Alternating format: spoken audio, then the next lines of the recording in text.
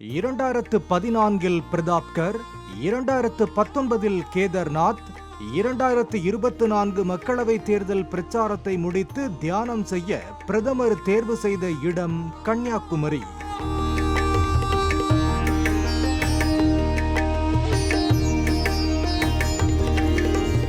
கடந்த 30ஆம் தேதி கன்னியாகுமரி வந்த பிரதமர் மாலை 7 மணி வாக்கில் விவேகானந்தர் பாறை மண்டபத்தில் தியானத்தை துவக்கினார். காவி உடை, நெற்றியில் விபூதி, சந்தனம், குங்குமம் அணிந்து வலது கையில் ருத்ராட்ச மாலையுடன் துறவி கோலத்தில் விவேகானந்தர் சிலை முன் அமர்ந்து பிரதமர் தியானம் மேற்கொண்டார்.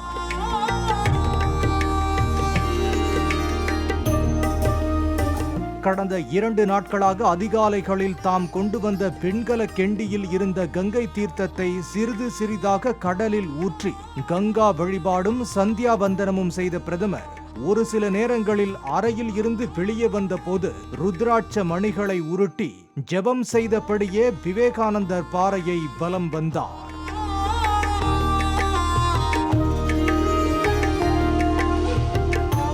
மாலை 3 மணி அளவில் தியானத்தை நிறைவு செய்த பிரதமர் வேட்டி சட்டை அணிந்து விவேகானந்தர் மண்டபத்தில் இருந்து படகு மூலம் திருவள்ளுவர் சிலைக்கு சென்றார்.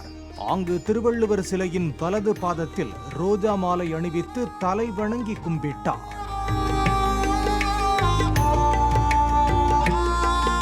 நூற்று 33 அடி உயர வள்ளுவர் சிலையை சுற்றி வந்த பிரதமர் அங்கிருந்தபடி கடலை ரசித்தார். வள்ளுவர் சிலையில் இருந்து புறப்பட்ட பிரதமர் மோடி கன்னியாகுமரியில் இருந்து ஹெலிகாப்டர் மூலம் திருவனந்தபுரம் சென்று அங்கிருந்து விமானம் மூலம் டெல்லி புறப்பட்டார்.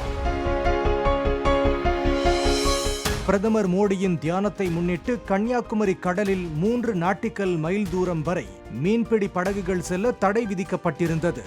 இதனால் கன்னியாகுமரி மீனவர்கள் கடலுக்கு செல்லவில்லை.